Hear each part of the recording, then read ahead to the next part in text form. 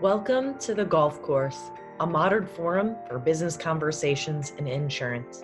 I'm your host, Carrie Ann Nadeau, founder and CEO of ODN. On the Golf Course today, we're teeing up a truly unique podcast. This year at the Digital Innovation in Insurance Conference, we did a really amazing thing. We invited thoughtful insurance executives to a dinner party. We served up a margarita or two, and I curated a conversation with provocative questions and had real debate. We've scrubbed the names and identities of most participants, except of course our hosts, Microsoft, and the startup founders at the table. We thank you in advance for your help in preserving the anonymity that enables folks to speak openly. If you'd like an invitation to our next dinner party, we'd love to welcome you to the table and the Golf Course podcast. Let's tee it off.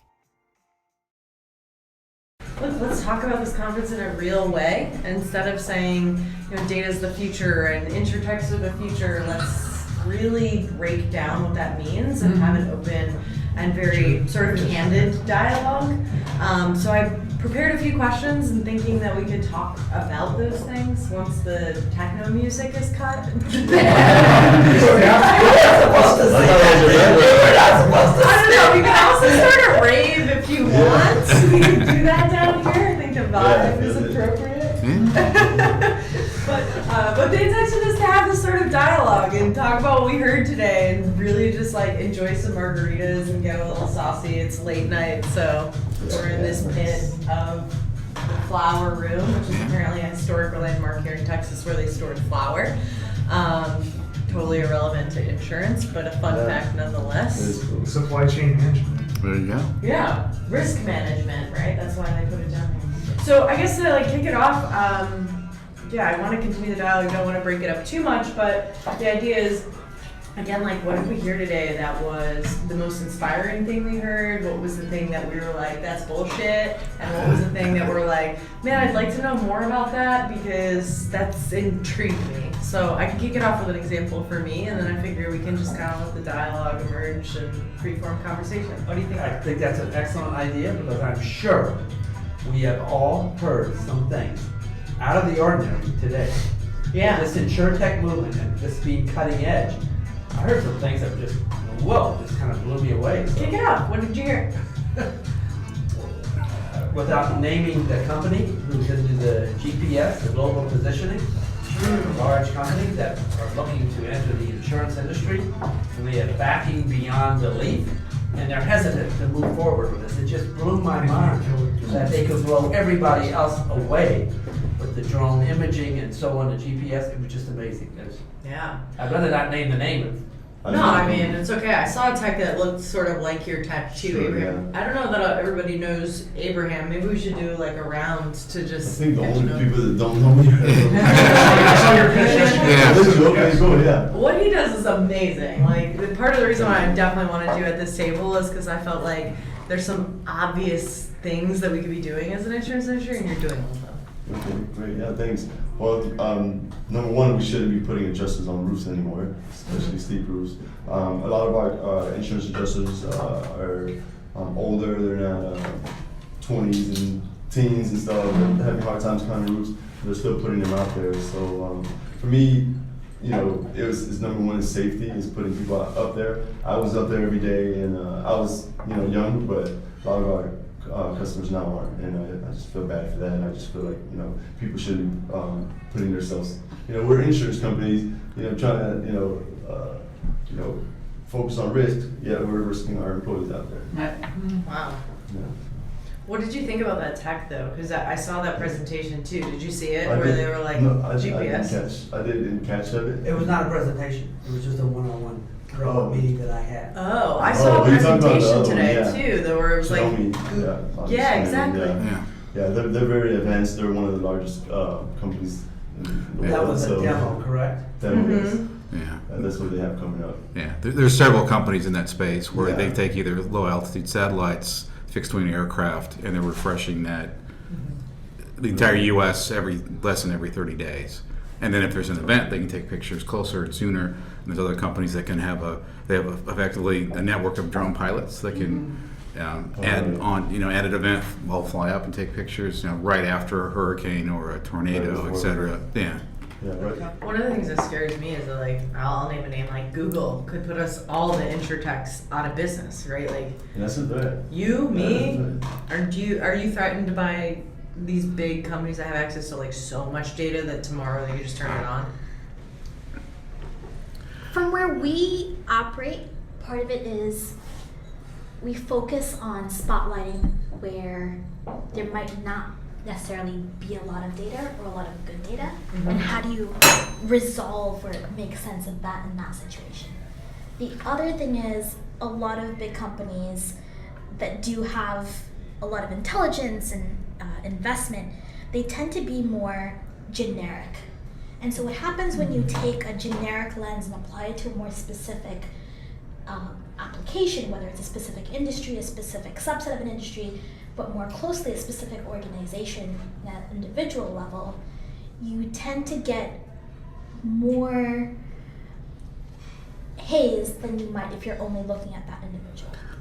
So, To your point, it's not just having the data; it's having the knowledge of the industry. right. I mean, because there's so much that you can't use as an insurance company because of regulations and keeping all your regulators happy state by state. And there's still a lot of variations there, and if you go global, it's even worse. Right. So just because you have the data, it's having the knowledge to implement it is the key part. Right, and I think the other piece is, I think it's brilliant how big companies, and we've got one kind of sort of here. For our margaritas, Here thank you with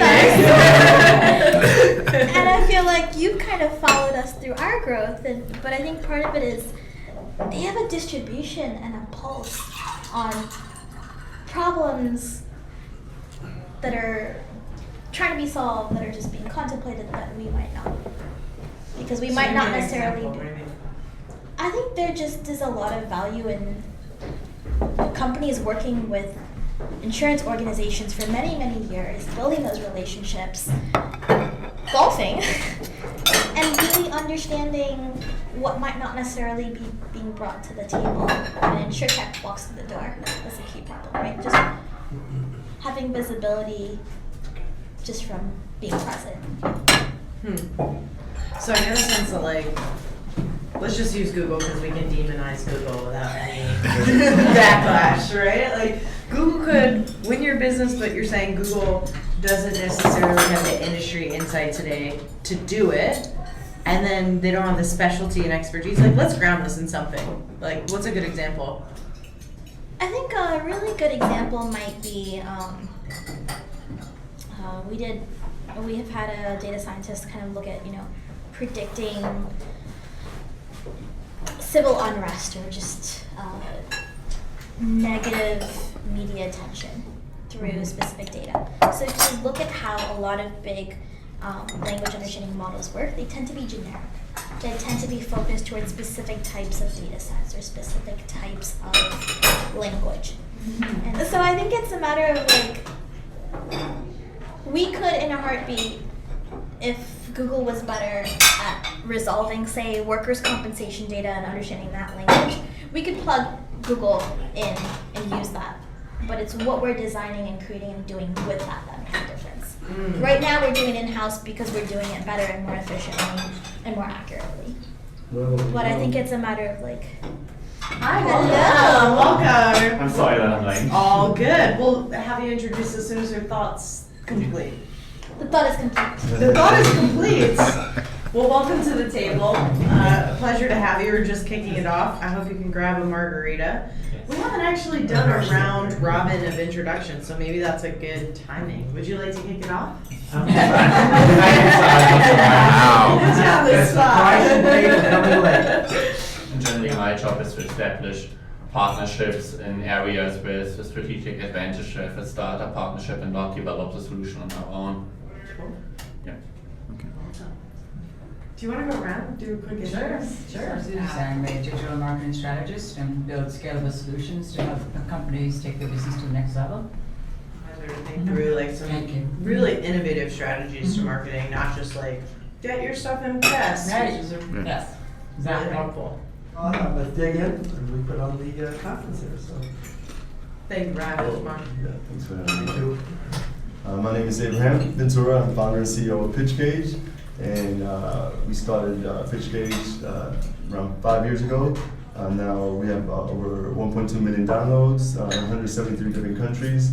Our software allows adjusters to capture those measurements that they need from the ground or from the office without risking their necks or putting anyone in danger. Okay. I'm Nick Leimer from Microsoft. I'm the Principal Program Manager for Insurance Vertical within the Cloud Engineering Department, working with startups and the entire ecosystem within insurance to make sure our technology aligns with their customers' needs. Everyone has great little snippets, by the way. I don't know if you practiced that, but it was executed to perfect. Sound bites. Well, after today, it's like I said about 50 times, so yeah. You're getting used to it. I'm Suda Megan. I'm going to be your night supply of smiles. Oh, wonderful.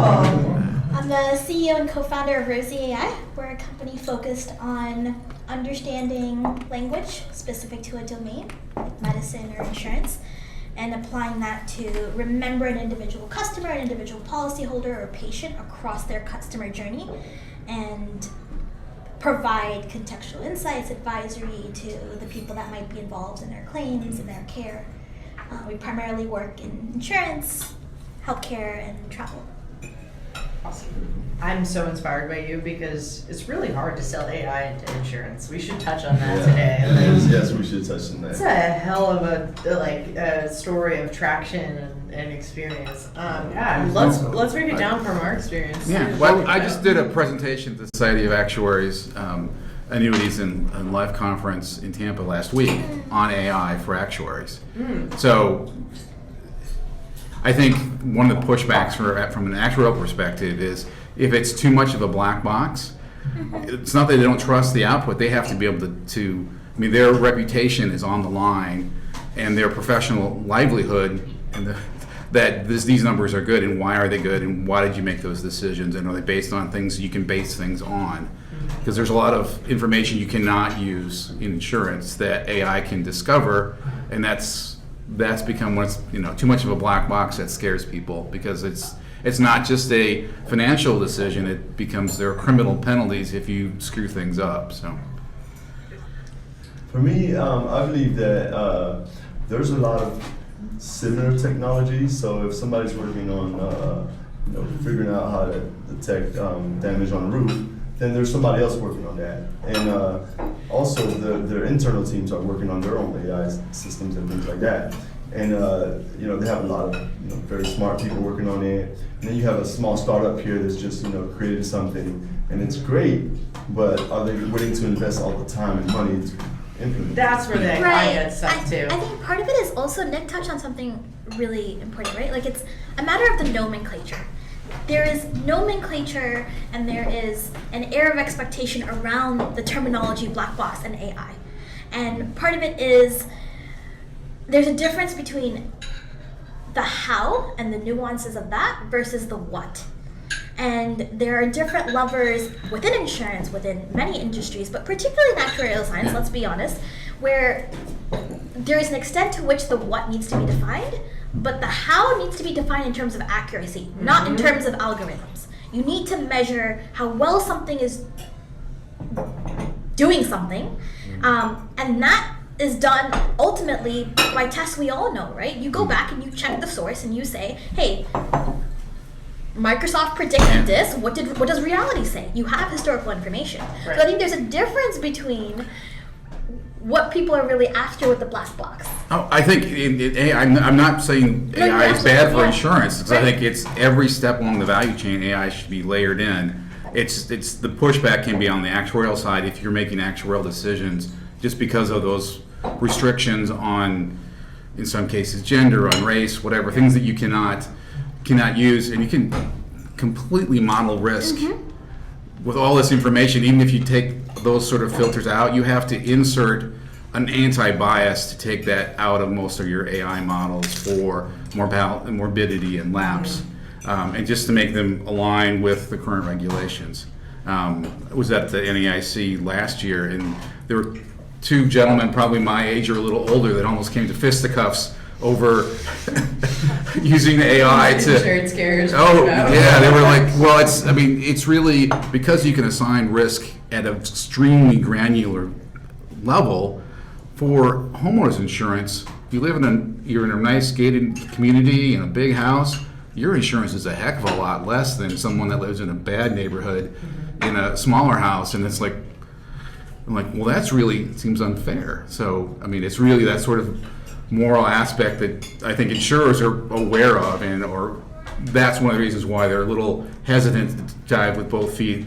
For certain specialty lines, there's not really, if it's specialty insurance for a Ferrari, it doesn't really matter. It's not really you're not going to have that same problem, but for housing, for example, it could be an issue, and you've got to take that into consideration. And that's one of the things, Satya had brought up several times too, on just having ethics in AI and AI for good, and there's a lot of information out there, and we have a whole division that's looking at that. Yeah. So I think also like insurance companies are not trusting the solution that they really bring value. We've seen it, that maybe some of you have seen today the presentation of Frisk, the fraud detection. We have developed, and generally you can come with a performance guarantee for the AI, that if they're not performing, we are paying out like the difference. yeah, And we've seen that was really an argument for them to better sale, because now for the person at the insurance company want to implement this, I see either way there will be a benefit either to the IT solution or the out. That is then like a really new sales channel, was making more successful their solution. So I think that's really the problem, as insurance companies don't trust AI, because in general you have to try it out. You can see in this pitch presentation, you talk to them, it sounds nice, but in the end you have to try it. And I think many insurance companies are not willing to invest first in it. If there's no business case, there's nothing to chase. You're chasing data, or you're chasing like good math. But there needs to be something leading the business decision. Oh, no, I don't disagree with that. I want to moderate this session at the Analytics and AI Conference, because there are so many different views. This is a great topic. I think to add No, to I don't disagree. to add like these 2 points together, actually, yes, there should be a theory of change. You shouldn't build a model to build a model to optimize for whatever. You should have a conceptual understanding of why the variables on the right side are there and the variables on the left side are there. But at the same time, I feel like insurance carriers don't give a lot of latitude or flexibility in terms of refining that model. When the outside insured techs only have access to the data on the right side, I'm gonna speak like a statistician, the inputs, the independent variables, the things that vary, we don't have access to the claims data necessarily. That's How do you also a optimize? cultural element. Exactly. You don't want to sell a cookie cutter model for every single Right. organization. You because shouldn't. that's not how that organization operates. But at the same time, it comes down to a absolute paradigm shift of culture. You're Yes. working with teams that are not used to working with You just set my session organizations. tomorrow.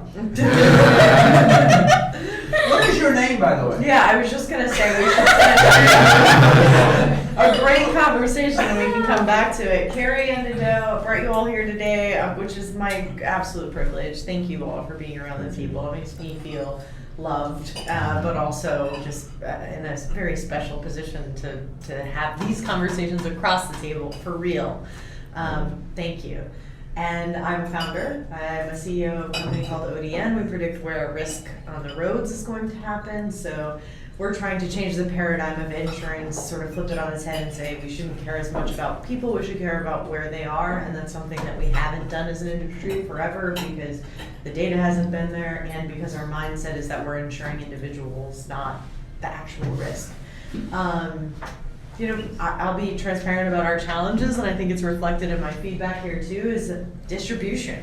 As an insurance technology company, we can go carrier by carrier by carrier, but that doesn't help us get to scale. So what I've seen in the market is that a lot of carriers, or a lot of new companies, go the route of becoming an MGA, in part because that's their method to distribution. They, instead of selling to carriers, sell to customers. not the way I want to build my company, so it's a challenge that I'd love to get your feedback on and help with, frankly, over the course of this dinner. There's another hot topic right there. I Yeah, have a Yeah. question for you. yeah. But after I But hear after we Yeah. introduce our lovely guest, Stephen. And we are innovation brokers. What we do, we run events, we bring stakeholders in InsurTech ecosystem together. We hope to run an incubator, we support startups, we support InsurTechs, and we educate insurers. We try to help carriers understand where the future is going. But we're the ones who are not afraid to give up our jobs to technology. We are not afraid of the shift in the paradigm. We are not afraid of the challenges of adopting new technology. We are not afraid of failing. We Cheers. just want to try it out and see what the future holds. And it's bright and beautiful. And what I heard today was really groundbreaking. At the opening of the keynote address, I was amazed to hear from a carrier to say that you cannot resist technology. And that was the most amazing thing I heard today. So, how beautiful is that? It sounds good to me. I mean, I sell tech, so let's do this. Okay, and I'd like to pass it on to our other guest. Carrie Ann just picked me up off the street, so. Oh, that's hardly the truth. We'll club together just to be transparent.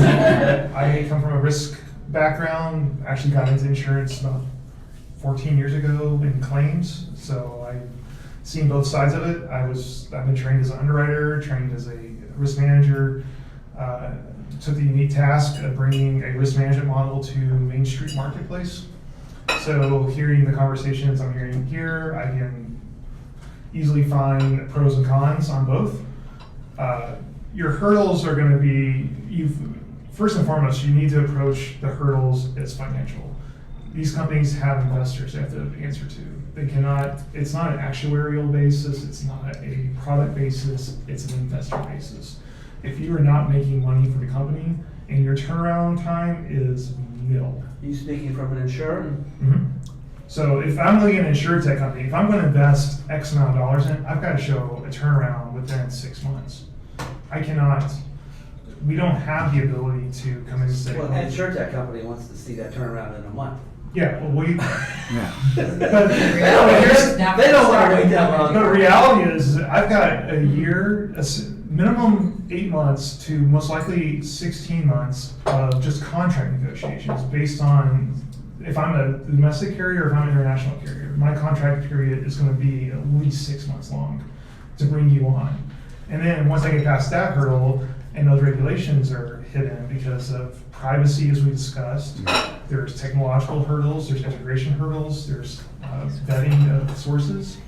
Once that happens, then I've got to go to my CIO, my CFO, and to say, look, I want to bring in this company because of this reason. And they're going to say, well, you've already spent this long on them, and I can't, they're not going to You accept. need a champion Well, within that. But the champion must somebody be that has money in his hand and can pay for it. I think you Yeah, need a the champion on that champion is level yeah. that he can So say, there's yeah, I no spent budget. it off my budget. Yeah, your best bet, you're going to pilot out of it, and a pilot is going to be capped at, we'll say, That's $5,000. exactly where I was going. Yeah, but your pilots though, even though if success can be defined differently from department to department. So Exactly. going to an underwriting department, my success can be one thing, but going to an actuarial or a product department, they're gonna be like, that's not success. We need something better. So in insurtech, their struggles with working with the large insurers Mhm. are vast because it takes so long to go through. There's So many of them die, they can't get through all of the layers that they have to go through.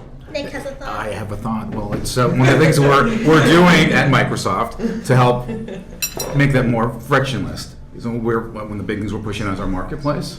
So the ability to buy technology from Microsoft that's provided from our partners. So you don't have to go through the legal. You have the startups have to work with us to get them approved and go through all the legal components, get them certified, and all the software but then they can sell, the insurance companies can buy it directly through us, and then we pay them. So it's just with that marketplace that compresses that procurement life cycle, all the legal pieces that are, having been on both sides of that, it's just a nightmare, both as someone that's developing IP and then also working at an insurance company buying someone else's IP, going through that process for procurement and legal and months of negotiation. We can streamline that through marketplace, and that's kind of where I think hopefully that'll streamline the whole process and make insurtechs much easier for them to get their products out. All right, I want to hear from this end of the table. Is that true? I think I don't see it like so bad as you described it. I think there are two different ways. First, we have a team like wants to do something, new underwriting technology. They see You're in innovation. You're in innovation. He's not. I will come to that. I will come to that. They're two different things. So there is a team wants to solve the problem. The startup fits. That's easy. There is already a team in place, and they can work with them. They have a budget. They have a team. Especially a team is important. They have people who have time to work with the startup. Then it's fine. Then it can be contract finished in the next month. Everything fine. But if you go to a business unit that is full time already in your normal work, and then they have to add a startup, they don't have the free people to do it. They don't have the money, and then it starts to get on problem. You just drive like with start because in general most business units they are already at 120%, and you have somebody takes it up. He looks at the email once in a week from a startup, answers every week once, and it doesn't go along. Then you have one call, then you have your next month another call, and probably most of you have seen the problem. Then 6 months later, you're still asking, "Can you pitch again to us?"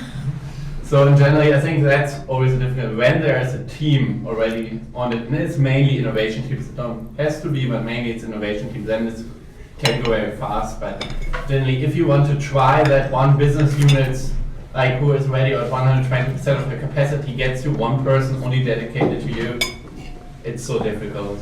Yeah. Well, so here's something you remember is, and you can speak to this from the RE side, but for both any underwriter I have in my company now, if they touch a policy, just even once, we lost money on it because of time. Wow. What? Once. Yes, so, because the margins are so thin.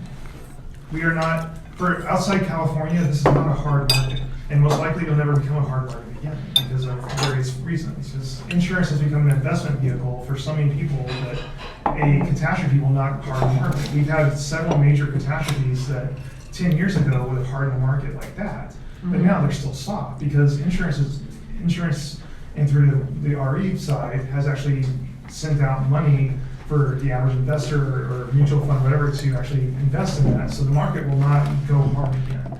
California is your different ability because basically the fires have basically just devastated that market, and it's, unless you're a specialty insurer right now, it's a hard market. So we'll back them out of the equation. So if I have an underwriter whose time basically we track by hour, if they touch an account, they're spending 30 minutes on that account minimum to look at the inspection, look at any issues with it, and that we've lost money on it because our margins are so thin on it. So I have to find ways for insurtech, for AI, for machine learning, fill in your blank, to try to take away some of that time. But the resistance I have, as I was talking about you, is that people see those items as job killers. And there's a lot of entrenched people in insurance. I'll date myself, I'm 39. There's very few people younger than me in insurance now.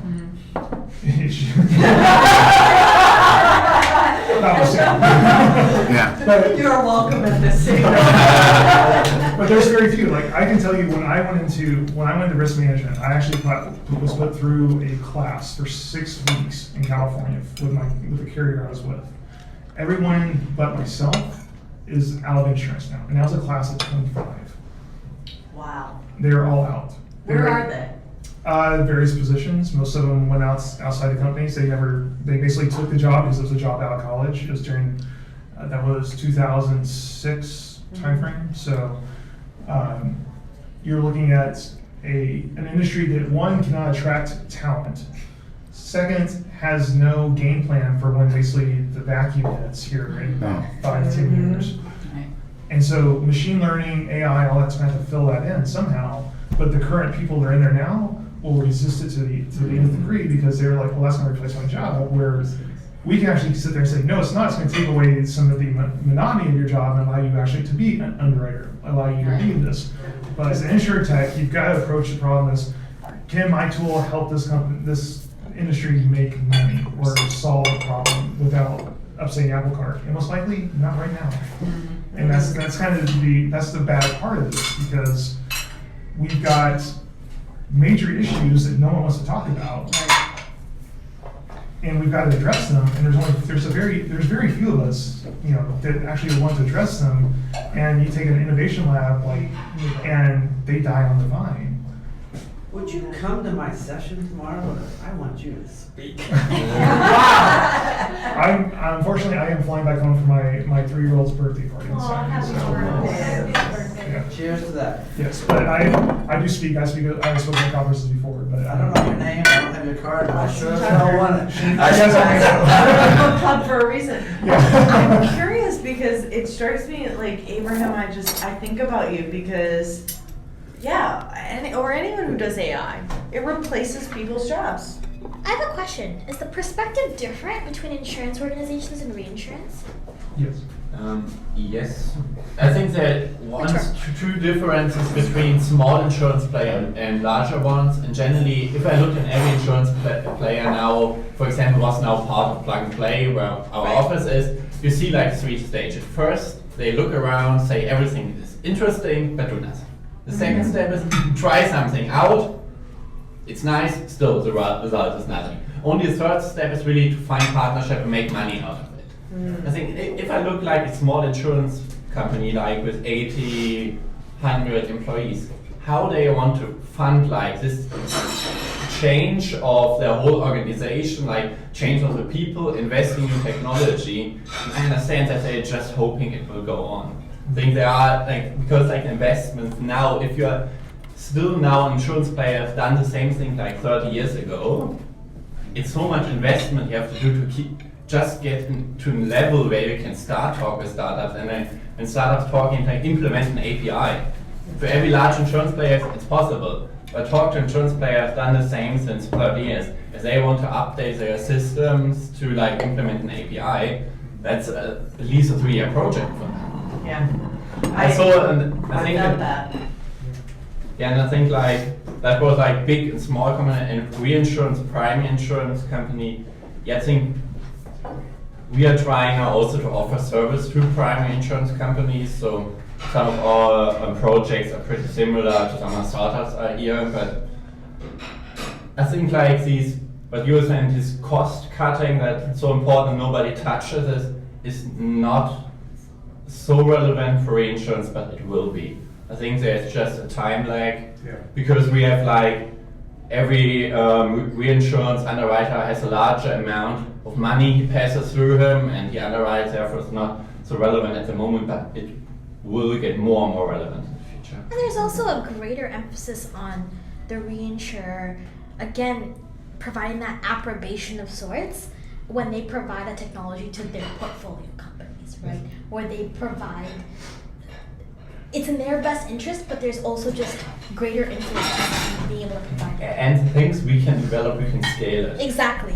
In generally, we have 1,000 clients, and if it's a really great idea, we can distribute to 1,000 clients, like every startup also can do. And that's the reason why some things are developed by startups, not by a corporate, because when every corporate would develop it, with a 20-person team, it doesn't make sense. But when one startup develops with a 20-person team and distributes to all insurance companies, the idea makes sense. And that's the great thing at the moment about the marketplace. There's so many technology solutions out there. I think if we want to develop everything that's now on the market, we would have to have 500,000 of additional people trying to develop IT solutions. So.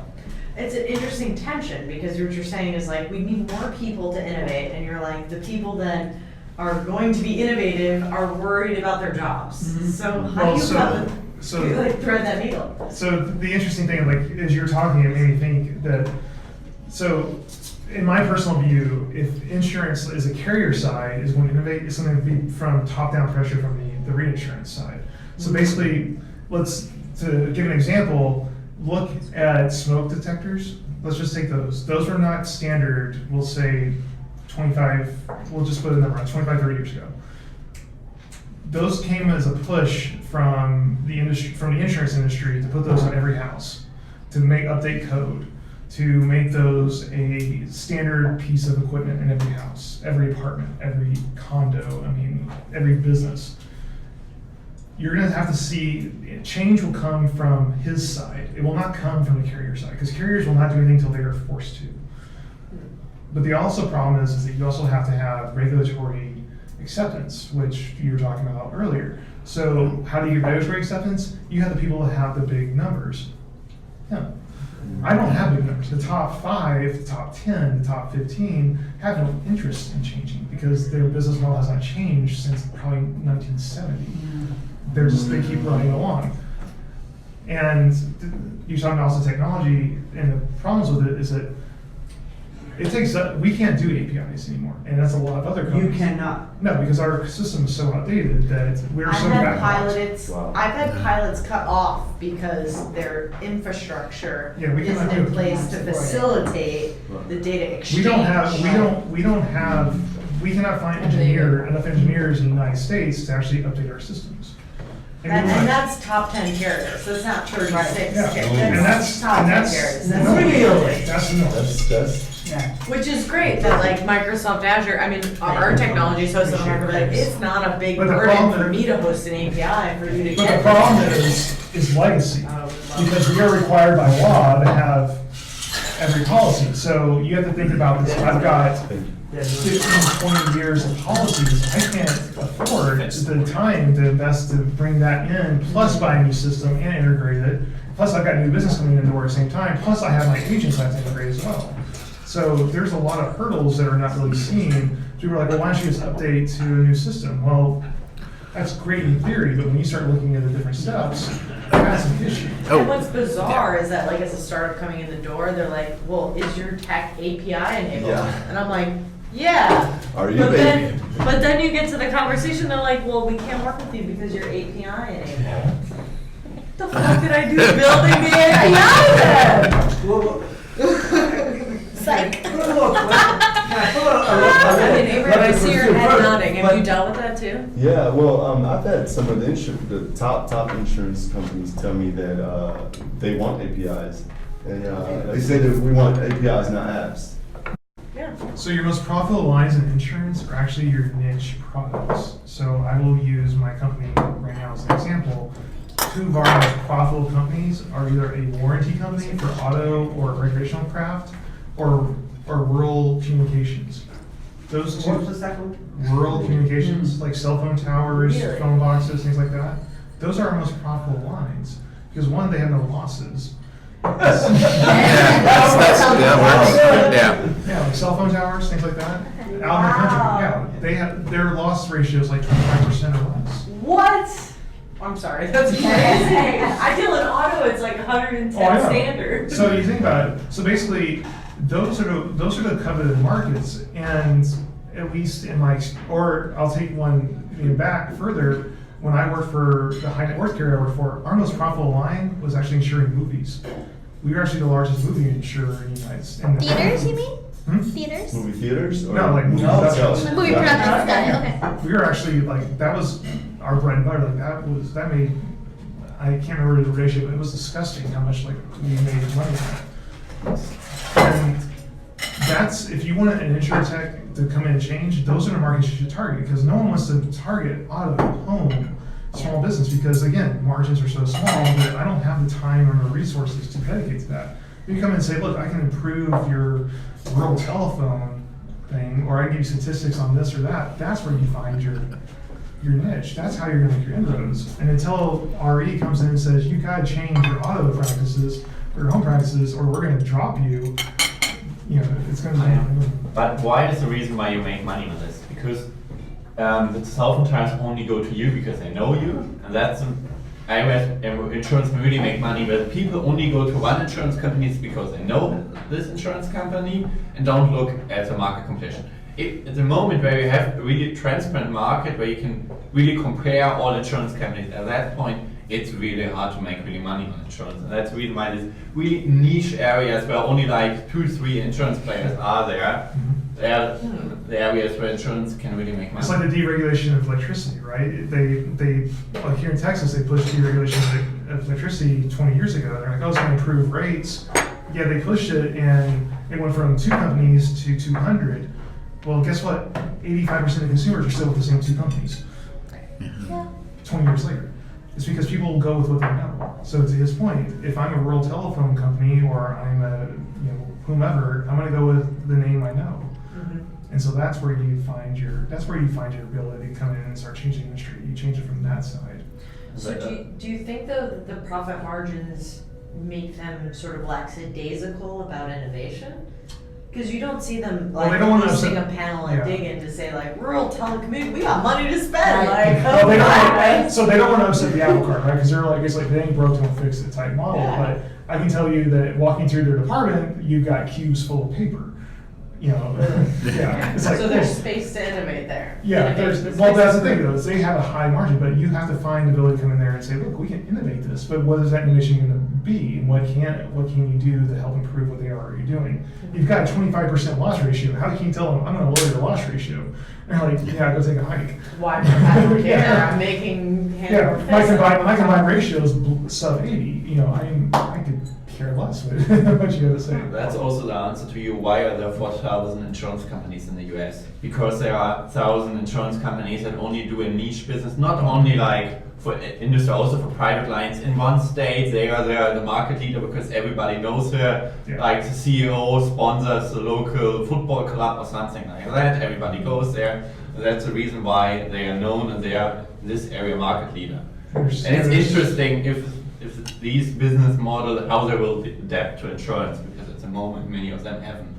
Well, most of your 4,000 plus insurers are regional or state based. They are not national or even regional. I mean, they are like, I'm in this state and that's it, or I might be in 2 states and that's it. And that's where you get a lot of it. I mean, the best description I've heard actually from Australia is like United States is 51 countries of insurance. Because every state is. I think like in specialty lines, one of the areas where you can really most interesting partnerships between insurance companies and startups, where you can have, for example, if you take marine insurance, typical specialty line insurance, there's so many startups not doing marine insurance, but for example, detecting supply chain risks, handling logistics. There's so many interesting startups where insurance companies can partner with, and that's then not the typical insurtech insurance partnership, but with somebody who is a bit more outside of insurance. There are really big possibilities in the future. Well, that's one of those things that blockchain fits in nicely. I mean, we already have the Maersk example on shipping, which is blockchain and insurance. There's a built-in escalator if the ship goes into a war zone or where there's pirates, which, from a marketing perspective, it is real. But from a marketing perspective, it's fantastic. You got a big ship and it's got pirates. It's a great story and it's real and it's live now. And where there's lots of other things you can take that same sort of technology and go, okay, well, how does it apply to the containers? How does it apply to going in and out of ports, all the paperwork and processing and managing all that? So there's lots of growth opportunity in that space. I want to include the ladies here as well, who come from a marketing background, a sort of strategic advisory background. I don't know how to loop you in, but I would love to get your perspective on the conversation thus far and like what you think could be beneficial from your perspectives. Beneficial? I think I'm seeing a lot of this that you talked about, the resistance in the carrier space. And the legacy systems, it's just impossible to make inroads, and it's so overwhelming and so costly that they're just not doing anything. And so when you come in with these new ideas and these new technologies, and again, when you mentioned that they want to see money in 6 months, that's not realistic. If you went to a bank with a business plan and said you were going to make money in 6 months as a startup, they would say, you don't know what you're talking about. I mean, that's the reality, because I've been in the banking side. They would not accept a business plan based on that model. So it's unrealistic to expect a startup to turn a profit in 6 months. And especially when you're going up against, you're trying to disrupt system, it's an uphill battle, you know, so it's a real challenge to do that. And on the VC side, you know, they're looking for, you know, a real fast scale up, ramp up, you know, so that they can see where their exit strategy is and what's gonna happen with the business. So if they don't see that, they're not gonna invest either. And then again, they have their business models, they're looking for somewhat still the, I don't wanna say tried and true, but somewhat of a roadmap that's had success. You know, so what they really want is just what you guys have been doing, is going to the private investors, the angel investors, people who are more willing to take a risk and who are willing to also be an advisor, you know, and are not looking to do that, you know, that big payout, you know, and so, you know, so it's a challenging situation to try to ramp your company up. And I think that's what a lot of us discovered when we went through the whole Hartford InsurTech Hub Accelerator. It's like we're trying to reach the partners, these, you know, large companies, but they already, you know, they're hesitant. But the smaller companies that we're meeting at these events, you know, we're communicating with them. They're giving us feedback. They're giving us the information of what they're looking for. Exactly. So you get in with those, then you have a better I credibility. think it really depends on what kind of startup you're offering. If you have like, Right. you're a data provider providing some startup, go to the large ones. They Right. have like Makes sense. innovation team, we can implement a new data source in 2 days, test it That out. makes sense. If it works out, after 2 weeks get an answer. Yeah. If you want to go, for this case, to a small player that have no APIs or something like that, you have like all this implementation, have a really long sales cycle. On the other hand, if you have something you want to implement in the core system, if you want to implement something, you'll be affected by it, and then it can really make sense to target the smaller ones who can decide something. Right. But if you want to have like, for example, farmers or some of the big players really like, it's affected all their business unit, yes, you will have a long sales cycle. And that's then the disadvantage of talking to the core business of the large It's a player. great nuance though, because I think the advice is ubiquitous, is like start with small, then go big, but it really matters what your business is, like, Right. it might be different for the three of us to say like, look, I should probably be going after bigger carriers because to prove my case, to prove a data product it has an impact on the loss lift, I need a big enough book to demonstrate that versus like maybe Regional carriers might be a good term.